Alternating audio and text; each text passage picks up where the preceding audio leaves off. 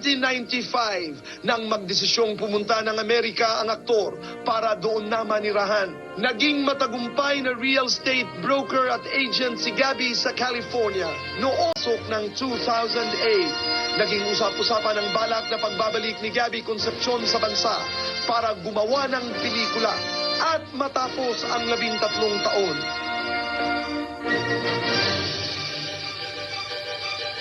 Kaninang umaga, alas 3:30, sakay ng Philippine Airlines Flight 105. Eksklusibong sinalubong ng labas si Gabby Concepcion sa Ninoy Aquino International Airport. It's nice to be back after 13 years. Definitely, masarap ang nakabalik. Usapan na babalik ka at gagawa ng pelikula, kapamilya ka na ba? Well, masarap talaga dahil masarap umuwi sa pamilya talaga. Kung gagawa ako, that would be exciting. Pero so far, wala pa kaming kasulatan. So, matatagalan mo ba ang pag-stay nyo sa Pilipinas? I mean, are you conscious of the truth that, my God, Gabby, you are very good looking? thank you, boy. I don't know, my grandmother, my father, I think genetics. I know. Kung bibigyan ka ng pagkakataong pumili ng magiging kasama sa pelikula, leading ladies, sinong pipiliin mo? Boy, ano nga nyo?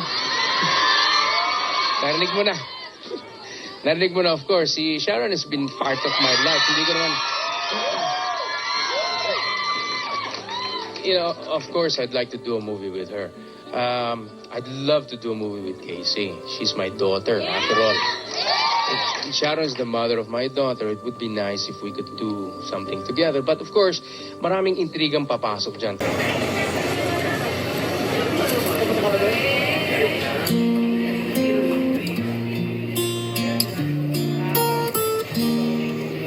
Do you mind if I join you?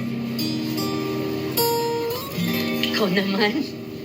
Parang wala tayong pinagsamahan. Kumusta ka?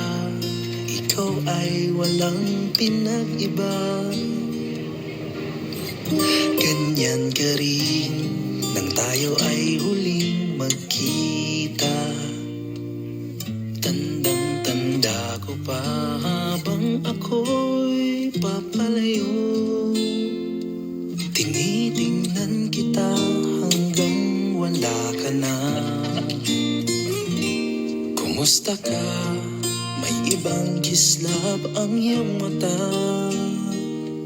Halata ng daigdig mo ngayon ay kay saya o kay tagal na ako'y nag-isip at naghintay. Walang masabi kundi kumusta ka?